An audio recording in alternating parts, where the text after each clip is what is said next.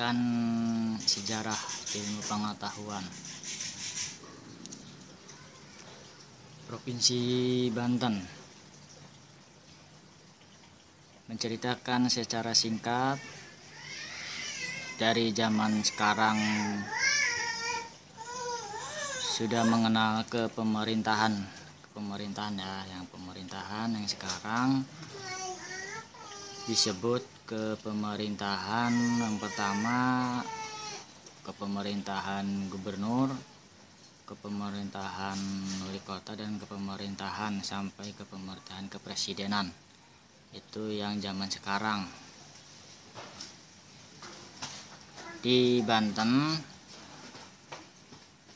kepemerintahan yang pertama, zaman pertama, yaitu dipimpin oleh pemerintahan Kesultanan Hasanuddin.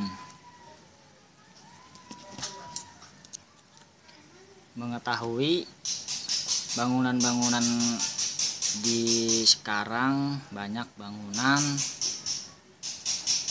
yang cagar budaya yang tidak boleh dibangun sampai sekarang dan sampai cucu buyut meneruskan untuk sejarahnya.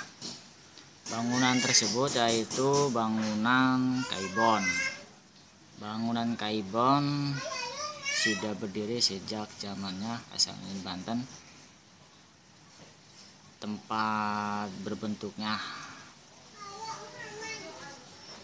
ada tempat mimbar kayak masjid, tuh Kaibon. Tidak jauh dari zaman sekarang. Makanya dari itu peninggalan zamannya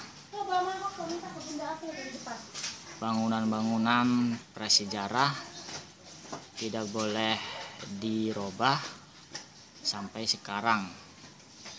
Bila benda-benda tersebut seperti ada di situ ada ubin, itu tidak boleh diambil ya, terkecuali benda ubin tersebut disejarahkan, dimasukkan ke museum gitu. Itu Kaibon dan bangunan Sorosoan. Tidak beda jauh dari zaman pemerintahan sekarang. Dia bertanya itu Kaibon sama bangunan Sorosoan kok nggak dibangun, itu karena itu cagar budaya, ada undang-undangnya.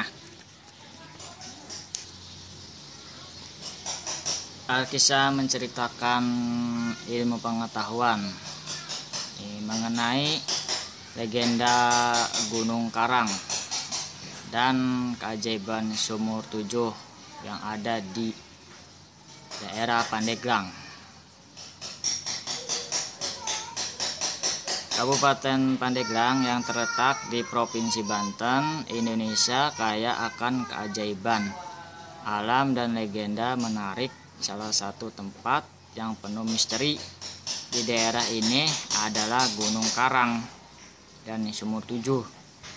Yang keramat legenda yang berputar di sekitar tempat ini telah menarik perhatian banyak orang selama bertahun-tahun.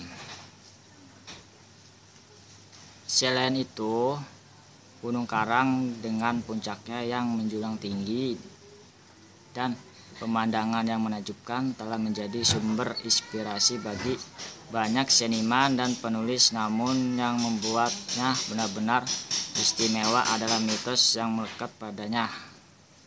Menurut legenda, Gunung Karang adalah rumah bagi roh-roh yang menjaga kelestarian alam sekitarnya. Alkisah menceritakan sejarah Gunung Karang. Alkisah menceritakan sejarah ilmu pengetahuan mengenai Gunung Karang. Emang Gunung Karang sangat menakjubkan, tinggi menjulang tinggi. Rajanya Gunung Karang. Ini Gunung Karang aktif ya. Kalau masyarakat Bantennya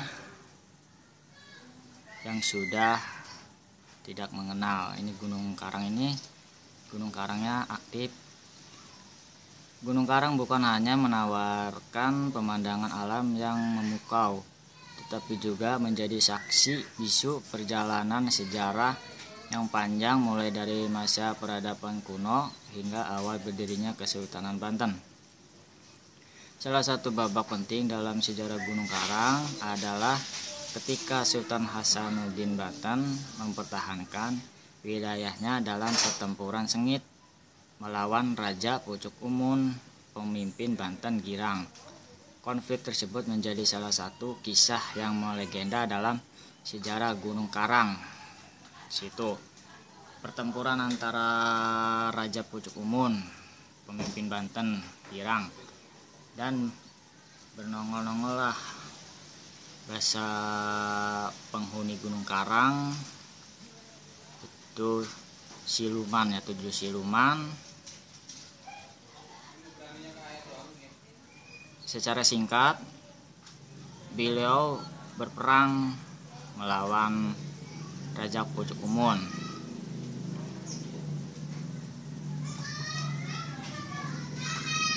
Sejarah Gunung Karang Sumur 7, salah satu fitur yang mencolok di gunung ini, juga memiliki cerita yang menggugah hati.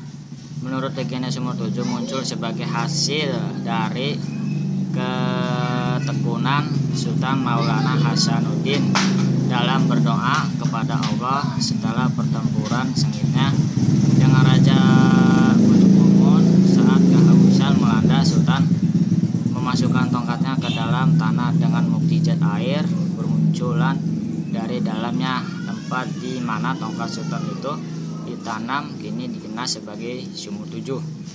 Sultan Hasanuddin Banten kehausan saat melawan Raja Pucuk Umun. Beliau menancapkan tongkatnya di tanah. Jadilah Sumur 7 untuk air untuk diminumnya Hasanuddin Banten. Sumur 7, keajaiban Sumur 7 yang terletak di pucuk Gunung Karang, Pandeglang, Banten, memiliki aura mistis yang kuat.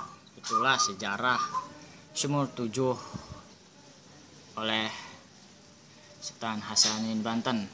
Pada saat melawan Raja Pucuk Umun, beliau sangat kehausan, menancapkan tongkatnya ke tanah. Mukjizat atas izin Allah, jadilah Sumur 7. Begitu cerita sejarahnya, ilmu pengetahuan. Sesudah kekalahan tersebut, mari kita kembali ke Banten. Banten sebelumnya itu provinsi Jawa Barat, ya, Jawa Barat. Sebelum Banten itu provinsi Jawa Barat, Purwakarta, Bandung dan sekitarnya itu Jawa Barat. Sesudah provinsi kebanyakan Jawa Barat, sesudah itu terbentuklah Provinsi Banten. Bentuklah Provinsi Banten itu pada bulan Oktober, ya, Oktober tanggal 4 tahun 2000, ya, pada tahun 2000 bulan Oktober tanggal 4 berdirilah Provinsi Banten.